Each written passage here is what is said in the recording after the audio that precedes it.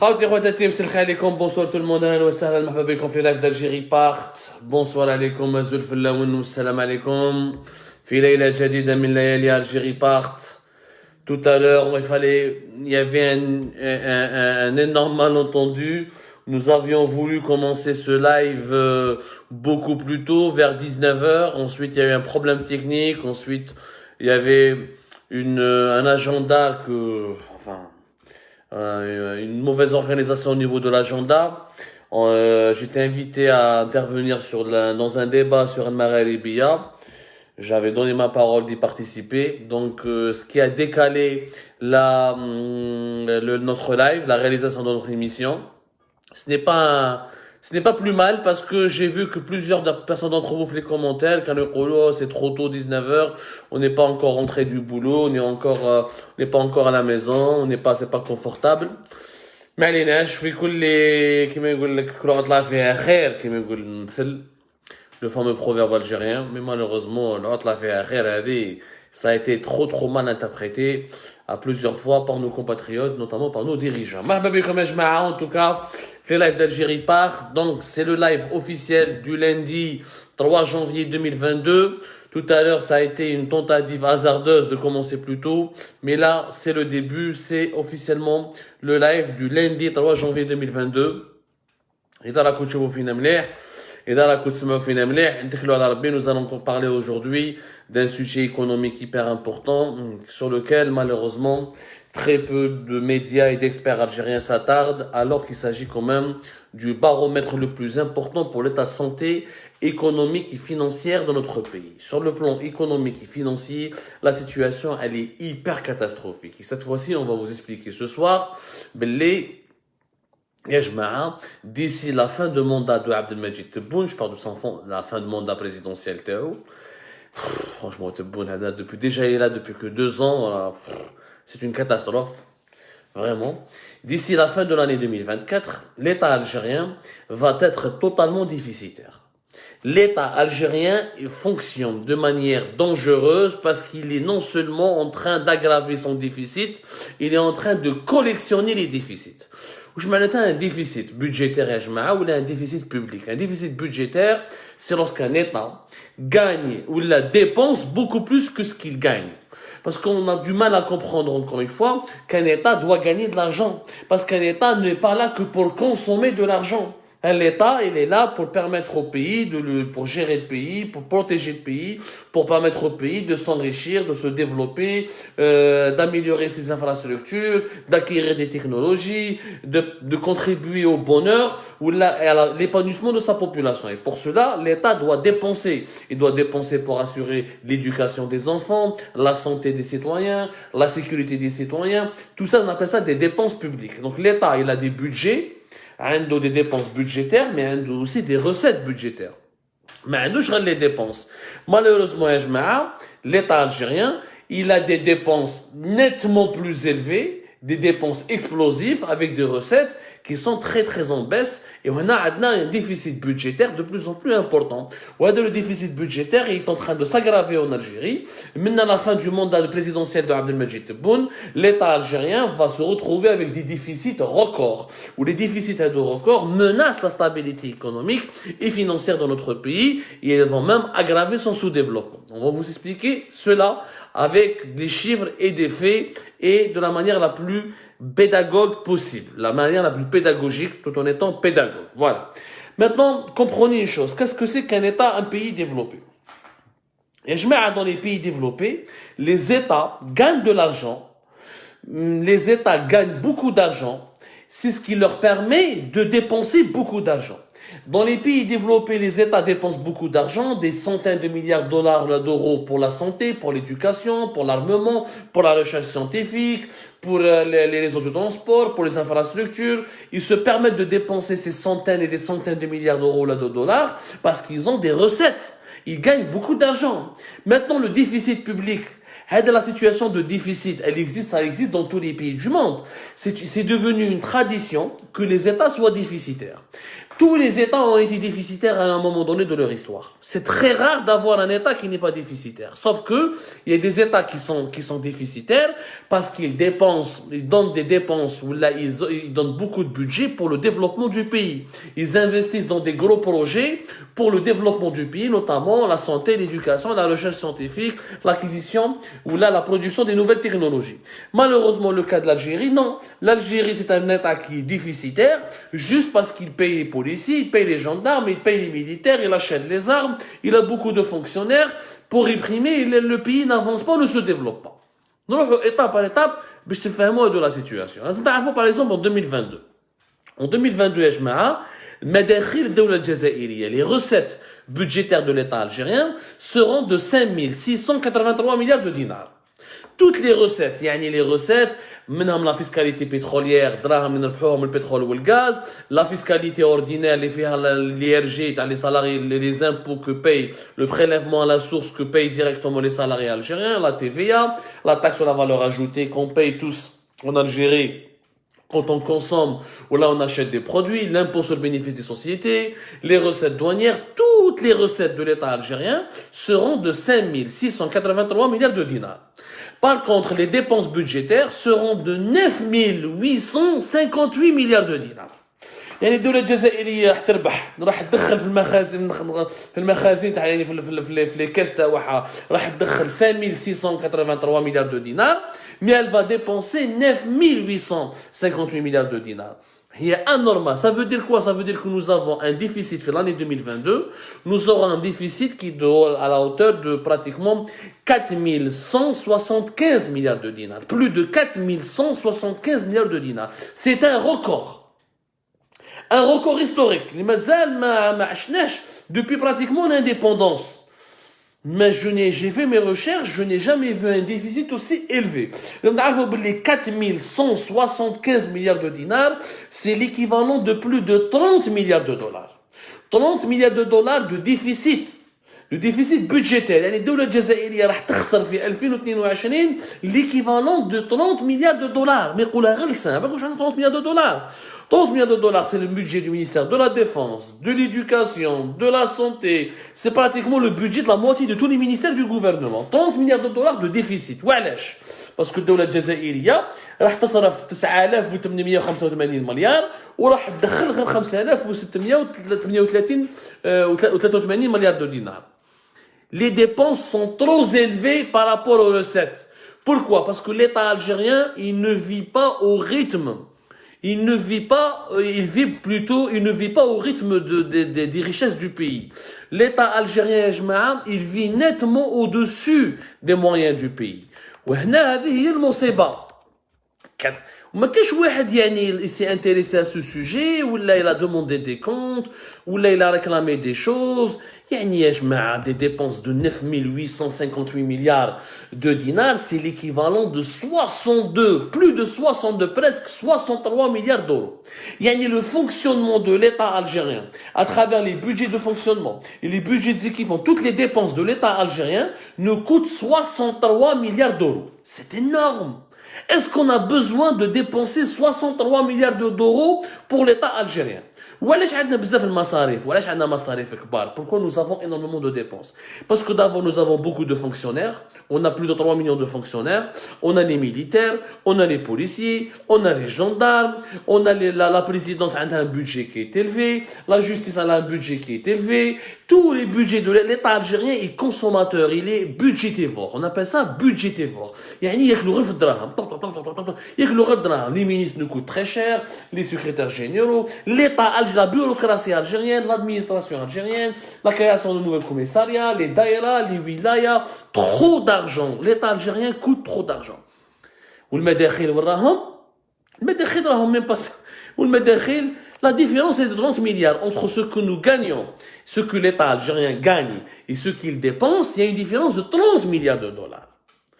هذه مشكله كبيره ما يهضروش عليها. عبد المجيد تبون يقول لك لي زانديكاتور لا سيتواسيون ايكونوميك كي هو من بن عبد الرحمن لو بريمير مينيستر يقول لك nous avons maîtrisé la situation économique parce que nous avons réduit le déficit de la balance commerciale. La balance commerciale فهمتها لكم يا خطره c'est la différence entre les exportations et les importations.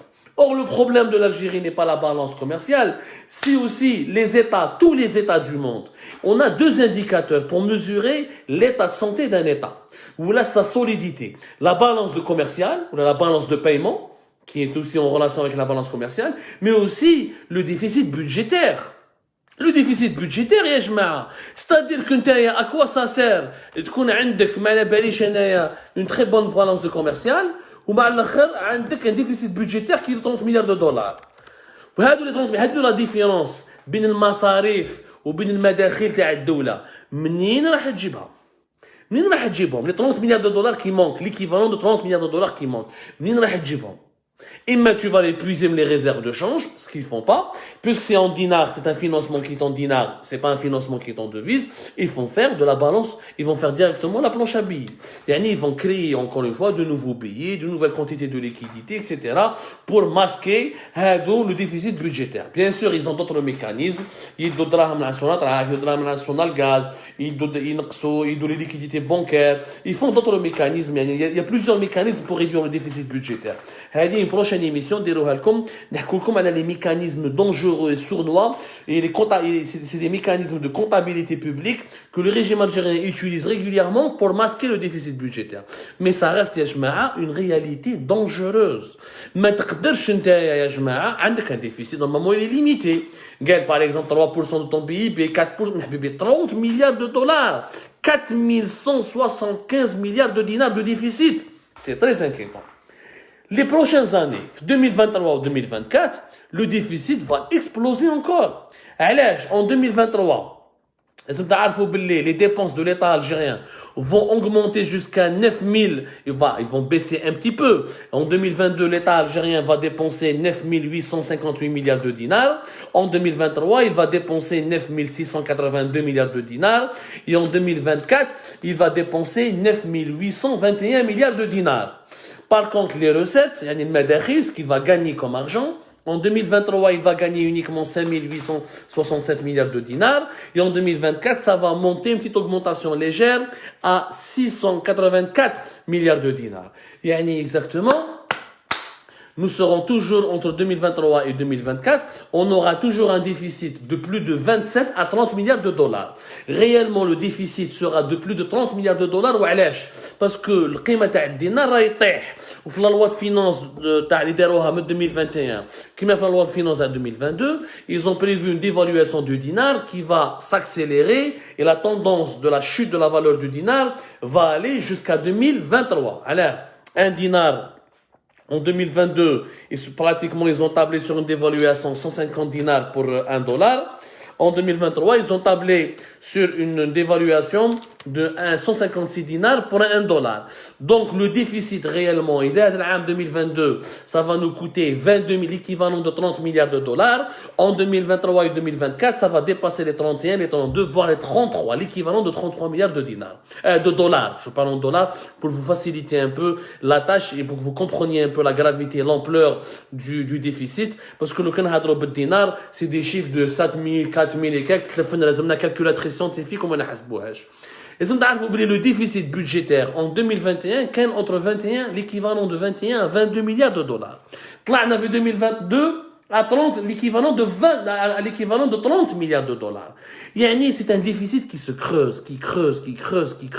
Oui, pourquoi c'est dangereux? Pourquoi c'est dangereux? Et pourquoi ça a un impact direct sur le quotidien des Algériennes et des Algériens?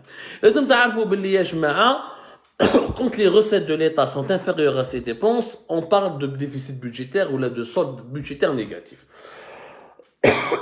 Dans les pays en développement, quand dans les pays développés, le déficit budgétaire mararouche un problème s'il est maîtrisé. S'il est maîtrisé et s'il sert à financer des investissements publics. Notez comme des exemples. En théorie, quand la dépense publique elle est maîtrisée, elle bénéficie aux générations futures. Je mets une dépense publique maîtrisée.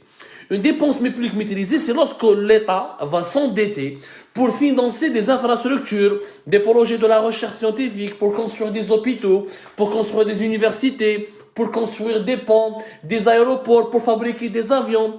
Ou des investissements publics vont servir les générations futures, ils vont créer des richesses plus tard, ils vont permettre aux générations futures d'avoir un pays développé et d'avoir une croissance économique importante. C'est pour ça qu'il y a le prix Nobel de l'économie Paul Krugman, qu'il a dit en 2015, il dit que le gouvernement, Paul Krugman, Paul Krugman en 2015. Le gouvernement britannique, la Grande-Bretagne. La Grande-Bretagne, elle est endettée depuis 3 siècles. L'Angleterre, la Grande-Bretagne. Le Royaume-Uni, il est endetté depuis 3 siècles. Dans la révolution industrielle, pourquoi? Parce que ses dépenses sont toujours supérieures à ses recettes. Les dépenses de la Grande-Bretagne ont permis à la Grande-Bretagne de devenir une puissance. Dès la révolution industrielle, dès des trains, des armes, des technologies, des voitures, des Rolls-Royce, des Bentley, une économie qui leur a permis d'être parmi les 7 plus grands pays les plus riches du monde. Là, parmi les 7 pays les plus puissants au monde. Ce qui n'est pas le cas, malheureusement, de l'Algérie. L'Algérie, l'État algérien, a les dépenses qui sont de l'équivalent de 63 milliards d'euros. Des universités, de la recherche scientifique, des usines pour des voitures, des investissements pour, je sais pas, avoir la technologie, la dernière technologie, la 5G. Ce sont des dépenses publiques qui ne partent pas vers la création de richesses et des emplois, qui ne partent pas vers la création de nouvelles infrastructures, qui ne partent pas vers la... Il y a des infrastructures qui sont construites, il y a quelques services publics qui sont développés, mais ce n'est pas l'essentiel de la dépense publique. L'essentiel de la dépense publique, ça part pour l'armée, pour les fonctionnaires, pour les budgets de la présidence et des ministères, pour les budgets pour l'acquisition de matériel et des équipements pour l'État, pour le renforcement de la police et de la gendarmerie. Ce ne sont pas des investissements publics. Ce ne sont pas des investissements plutôt sur la création de richesses, sur l'acquisition du savoir, sur l'amélioration des conditions de vie. Depuis l'arrivée de Tebboune, je donne comme projet. Il y avait une autoroute, il y avait des logements. Il y avait il y a eu quelques réalisations à l'époque de une grande mosquée, club des pins, mais في وقت تبون هادو les 60 l'équivalent de 63 milliards d'euros. Il y a aucun projet qui est en cours. Il y a aucun méga projet, ni le phosphate à Tbessa n'a démarré, ni le méga projet le port de Chachel n'a démarré. Oui, le bled mazala habsa. Nous utilisons toujours l'autoroute Est-Ouest que nous avons lancée en 2006, on l'a pas encore terminé. Le dernier tronçon qui devait être terminé en 2021 n'est pas encore terminé en 2021. Je vous dis, c'est grave. Donc, هذا le déficit public et budgétaire en Algérie. Il est en train d'handicaper l'Algérie parce que l'argent ne part pas vers la croissance.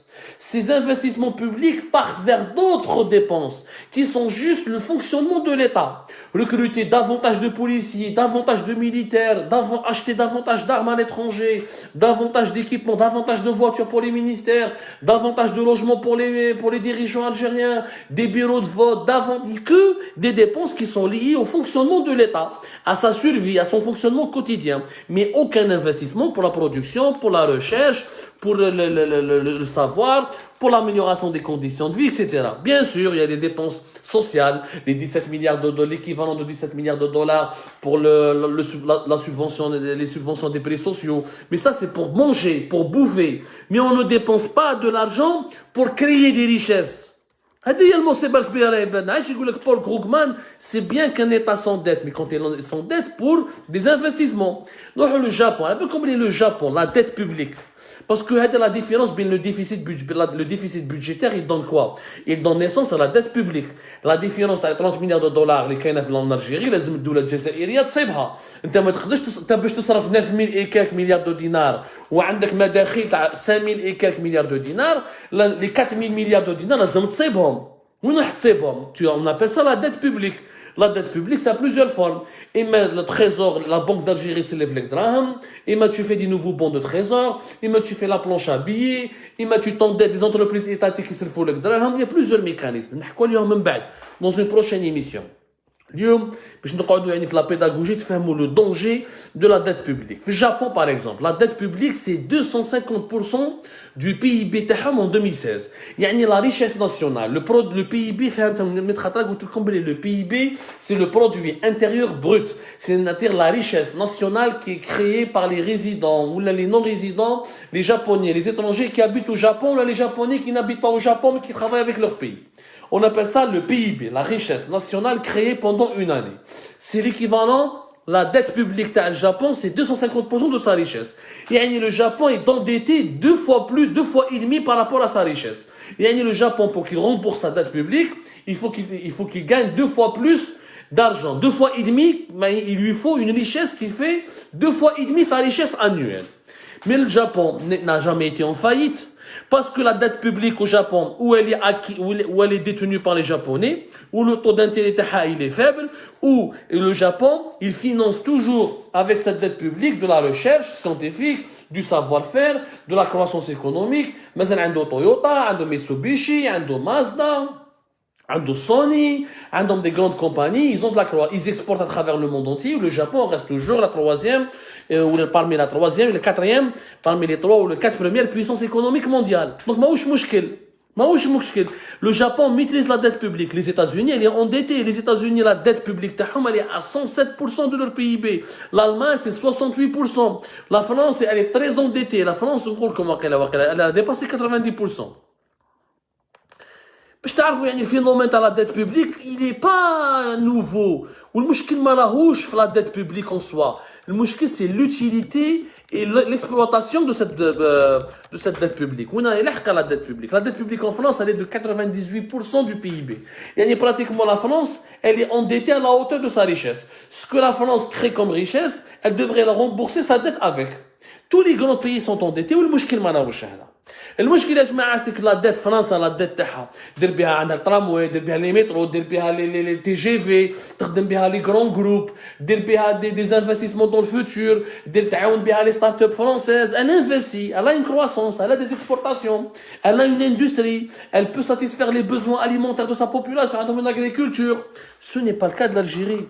L'Algérie, la dette publique, elle ne sert à rien. Elle ne sert qu'à financer un État qui est défaillant, qui est tout le temps déficitaire et qui ne produit pas de richesse, puisque la richesse, c'est les hydrocarbures. 96 à 98% de notre économie, de nos recettes en devises et de nos recettes en exportation, c'est le pétrole.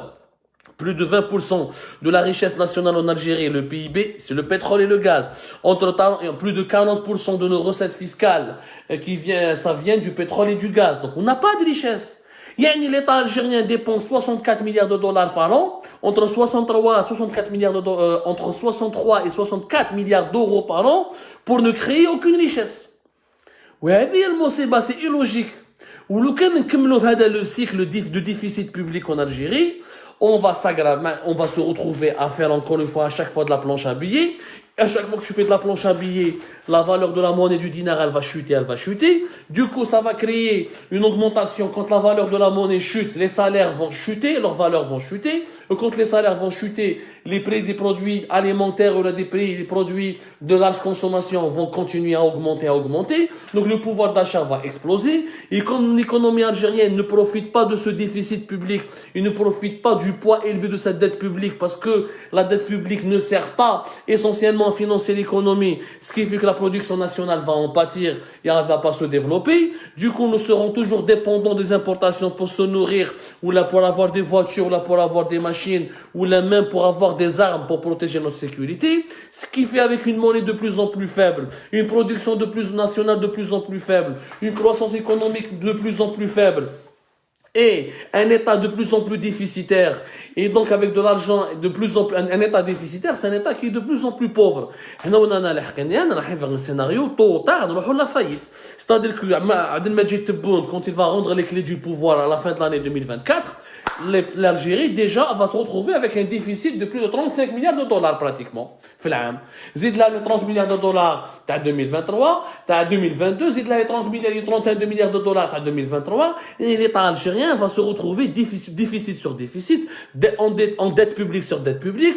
Les dettes publiques, la plupart, c'est des entreprises publiques. Il y a 900 et quelques entreprises étatiques qui sont toujours déficientes.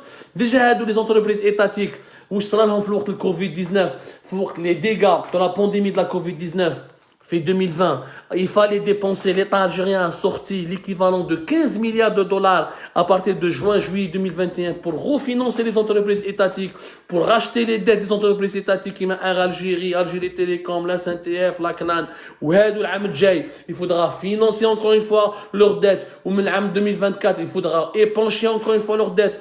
Donc, à un moment donné, le modèle va exploser. Trop de dettes publiques, peu de croissance, peu de production nationale, peu d'exportation hors hydrocarbures. Les hydrocarbures, les exportations taïwanaises vont baisser continuellement.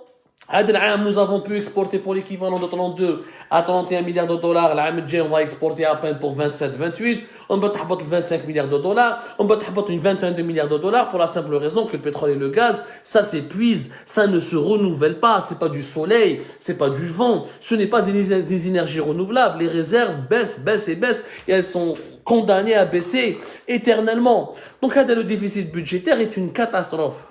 Catastrophe pour l'Algérie. La Banque d'Algérie ne pourra pas résister interminable. La Banque d'Algérie غتصرف البنك المركزي الجزائري. غير يصرف خرج les bons de trésor, دير la planche à billets, éponge les dettes, حبط le taux directeur, نقص le taux, نطلع في les taux d'intérêt, نقص le taux de réserve obligatoire pour les banques, زيد في les liquidités. Tu ne peux pas à chaque fois fabriquer des liquidités. Ce n'est pas possible. Ce n'est pas possible, ce modèle n'est pas tenable. Un pays, pour qu'il puisse vivre, pour qu'il puisse se développer, il doit avoir de la croissance économique. La croissance économique, c'est quoi? C'est de la production nationale de produits, de services que tu peux exporter et vendre sur le marché mondial. Que tu peux vendre et exporter sur le marché national, mais que tu dois aussi exporter et vendre sur le marché mondial, parce qu'il te faut de la devise. Aucun pays au monde, la Chine, 1 milliard et quelques d'êtres humains, ils sont devenus puissants et riches, non pas parce qu'ils consomment ce qu'ils produisent, parce qu'ils produisent pour le monde entier. La Chine ne produit pas uniquement pour sa population. C'est pour ça qu'elle est devenue puissante. La richesse, c'est quand tu vends tes produits, tes services dans le monde, dans le marché mondial, sur le marché mondial. Mais si tu la population تاعك, parce que le dinar تاعك والقيمة تاع الدينار تاعك ما عنده حتى معنى. Notre monnaie n'est même pas convertible. Elle n'est même pas convertible. On ne peut même pas échanger notre monnaie contre d'autres monnaies. L'Algérie, elle vit dans les déficits budgétaires depuis 2017-2018. C'est pas nouveau, mais cette situation, elle s'est aggravée dangereusement depuis l'arrivée de Tebboune à la tête de l'État algérien, parce que l'État algérien ne veut pas réduire ses dépenses, il ne veut pas réduire le nombre des fonctionnaires, il ne veut pas réduire le budget de l'armée, il ne veut pas réduire le budget de la police, il ne veut pas réduire le budget de la gendarmerie, il ne veut pas réduire le budget des moudjahidines, il ne veut pas réduire le train de vie, combien de chauffeurs, je vois le nombre des chauffeurs, les ministères, le nombre des chauffeurs, le nombre des agents de sécurité. Je vois le ministère de l'énergie, a plus de 200 agents de sécurité. 200 agents de sécurité au ministère de l'énergie. Armée. Est-ce qu'un ministère il a besoin de 200 agents de sécurité? C'est pas possible. C'est trop, c'est énormément compliqué de continuer sur ce rythme. La manière avec laquelle l'État algérien gère ses budgets, gère l'argent public et provoque les déficits va conduire l'Algérie tôt ou tard, comme lors du scénario de la fin des années 80, vers une faillite programmée. C'est-à-dire à un moment donné, nos dépenses sont tellement élevées et les recettes sont tellement insignifiantes, à un moment donné, il va falloir s'endetter sur le marché mondial, s'endetter auprès du FMI ou de la Banque mondiale pour pouvoir payer les salaires, faire fonctionner les ministères, entretenir le pays, etc. La seule solution, il faut en urgence économiser de l'argent faisant de ce qu'on appelle la rigueur budgétaire. L'État algérien, qui est un État défaillant, un État archaïque, un État qui fonctionne selon des méthodologies de management très vieillottes, ne mérite pas qu'on lui attribue 63 à 64 milliards d'euros par an. Il n'a pas besoin d'autant d'argent. Nous n'avons pas besoin d'autant de ministères. Nous n'avons pas besoin d'autant de ministres. Nous n'avons pas besoin d'autant de militaires, de policiers. Nous n'avons pas besoin d'autant de fonctionnaires. Il faut réduire. Nous n'avons pas besoin des daïras. La wilaya peut suffire. La mairie, la wilaya, je dis les daïras. Les daïras, ça sert à quoi? Ça sert à quoi les daïras? Ça ne coûte que l'argent. Ça ne coûte toujours de l'argent. Si on ne fait pas des réformes structurelles, et si on ne revoit pas le mode de dépense budgétaire, et si on ne revoit pas la manière dont on dépense et on utilise l'argent public dans notre pays, on sera condamné à devenir encore plus pauvre, on sera condamné à devenir encore plus sous-développé, et on sera condamné à dépendre ensuite d'endettement étranger. Parce qu'à un moment donné, la dette publique sera tellement forte et supérieure que tu ne pourras pas la financer avec les mécanismes internes. La Banque d'Algérie et le Trésor public ne pourront pas supporter la charge élevée de cette dette publique, surtout lorsque les réserves des hydrocarbures vont baisser énormément, ils ne permettront pas au pays de gagner des dizaines de milliards d'euros ou des dizaines de milliards de dollars. C'était un point complet sur le déficit budgétaire, sur l'État algérien qui risque de provoquer la faillite du pays à cause de sa folie budgétaire, à cause de ses folies dépensières, à cause de ses dépenses publiques très élevées qui, encore une fois, ne sont pas consacrées au développement économique. Si vous voulez dépenser 64 milliards, l'équivalent de 64 milliards d'euros, meda pour la recherche, meda pour les universités, meda pour la santé, meda pour l'éducation, meda pour construire des usines, meda pour développer des entreprises, meda pour la production économique, pour produire des richesses. ماشي باش نخلصوا بها المجاهدين les militaires les policiers les douaniers مساكن leur nombre est petit يعني هضرت عليهم هكذاك برك ولا pour s'offrir créer de nouveaux ministères des annexes davantage d'administration davantage de bureaucratie. Ce modèle n'est pas tenable. Je le dis, je le répète, ce modèle n'est pas tenable, les chiffres le disent. Un déficit budgétaire de l'ordre de 30 milliards de dollars, de l'équivalent de 30 milliards de dollars dans un pays comme l'Algérie, ce n'est pas logique, ce n'est pas rationnel. C'est une dérive qui m'a mené directement vers des situations de faillite, vers des situations d'endettement, où c'est les générations futures qui vont payer le prix fort parce qu'on va leur léguer un pays déstructuré, totalement déstructuré et totalement déficitaire. Alors, je vous remercie énormément. Prenez soin de vous. Allah convient à vous. À demain, Inch'Allah.